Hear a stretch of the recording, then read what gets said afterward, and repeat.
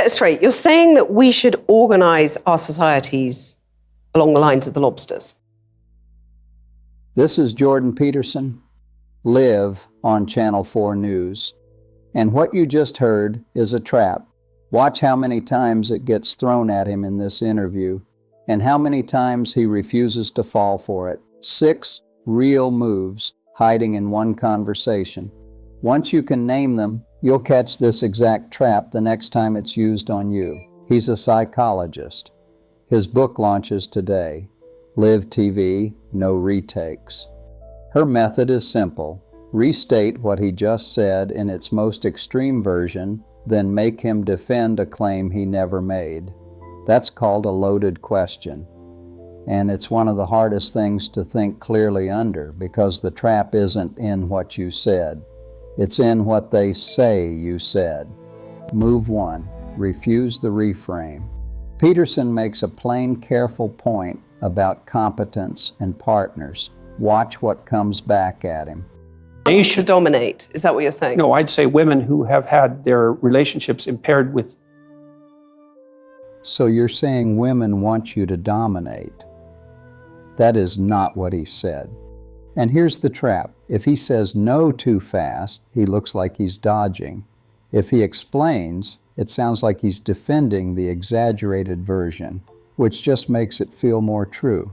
So he does neither. He just doesn't accept the sentence. He goes straight back to what he actually meant in his own words, like the reframe never happened. Here's the move for you. The next time somebody hands you back a twisted version of your own point, don't argue inside their sentence. Just answer the one you actually said. Move 2. Restate it. Don't defend it. Same pattern, new topic, the pay gap. Listen to how the claim gets simplified down to one blunt reason. But you're saying it's not because of gender, it's because women are too agreeable to ask for pay rises. So It's one of the reasons. Okay, one of the reasons. So one. His actual claim had 5 or 6 factors in it. Hers has 1. And notice what he does not do. He doesn't say that's not fair or get annoyed that he's being simplified. He just calmly puts the missing pieces back. That's one component of a much bigger equation. That's the whole move. Restate the full claim calmly every single time it gets flattened. Never let the simple version become the official version just because nobody corrected it. So here's how you use it. When someone shrinks your position down to the one piece that's easiest to attack, don't get defensive. Just put the rest of it back on the table every time. Move 3. The lobster line you heard at the very top of this video. Peterson's whole point was that dominance hierarchies show up in animals as simple as lobsters, which means they're older than culture, not created by culture. Watch what that gets turned into. Let me just get this straight. You're saying that we should organise our societies along the lines of the lobsters. So you're saying we should organize our societies like lobsters. That is a wild leap from his actual point. And it's exactly the kind of line that's built to make you look ridiculous on camera. Watch his face, no flinch, no offense taken. He just corrects the record in one flat sentence and keeps walking. I'm saying it's inevitable that there's continuity. That's it, no drama.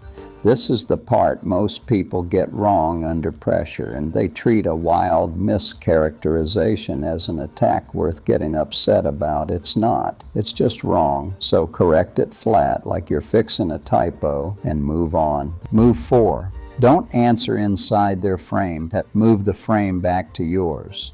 This one's subtler. Watch how a fair-sounding summary is used to set up the next question. So you're saying give people equality of opportunity. That sounds like agreement, right? Equality of opportunity, that's fine. But it's set up as a stepping stone to a bigger conclusion, that he thinks women just won't succeed anyway. So instead of accepting that frame either, he goes back to his actual narrower claim. Equal opportunity, not a guaranteed equal outcome. Two very different things. The lesson here, a question can sound generous and still be a setup. Before you agree with the summary, check what conclusion it's being used to walk you toward. So next time somebody offers you a fair restatement, pause and ask yourself what it's actually being used to set up. Then answer that. Move 5. When they accuse you of being inconsistent, don't get defensive. Just meet it head on. This time it's not his claim getting twisted, it's him, accused of flip-flopping live on air. And I would call them she. So you would. So you've kind of changed your tune on that. No, I said that right from the beginning. So you've kind of changed your tune. That's a direct hit. It's questioning his honesty, not just his opinion. And his answer takes less than 2 seconds. No, I said that right from the beginning. No apology, no over-explaining, just the fact stated flat immediately. That speed is the whole technique. The longer you sit there deciding how to feel about being accused, the guiltier you look, even when you did nothing wrong. So here's the move. When someone accuses you of inconsistency, don't manage your tone first. State the fact first. Feelings can come after. The fact goes first. Move 6. And if you remember nothing else from this video, remember this one. Peterson asks a simple, fair question. If he has to risk offending people to speak honestly, why doesn't the same right apply to him? And live on camera in front of a few million people. Watch what happens next. So you haven't sat there and I'm just trying to work that out. I mean, Nothing for almost 4 full seconds on live television, nothing. And here's what's easy to miss. Peterson doesn't jump in to fill it. He doesn't rescue her and he doesn't pile on either. He just lets the silence exist.